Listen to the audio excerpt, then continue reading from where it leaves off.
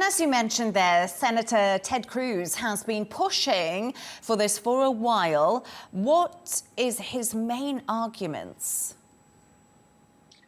Again, he's been doing this. He's been trying to push this legislation for several years now. But really, the October 7th attack kind of pushed him to start renewing focus and renewing attention on this. And I spoke to some of the folks close to him over the last 24 hours. Then this morning, he spoke on a podcast that he thinks the Muslim Brotherhood should be designated outright due to the violent attacks and events of recent years that he says pose a threat to U.S. national security. And what are the next steps in the legislative process? And what is the likelihood of it being actually implemented at this stage?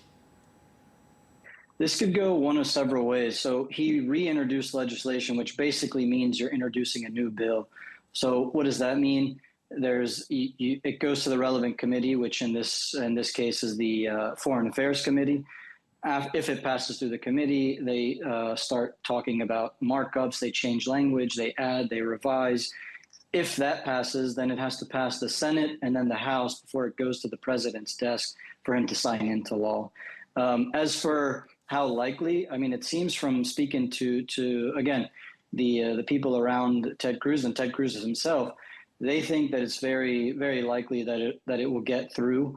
Again, that's the legislation part. There's another route that this could take, which some are saying that this is what the senator is trying to do, is kind of rally support for the president to issue an outright executive order designating the Muslim Brotherhood as a foreign terrorist organization, or it could be an SDGT, which is a specially designated global terrorist. But we've seen FTO really carries more of a more symbolic weight, such as groups like ISIS, Al-Qaeda, Hezbollah. And just something to note as well, this has gone across it's no longer a partisan issue per se.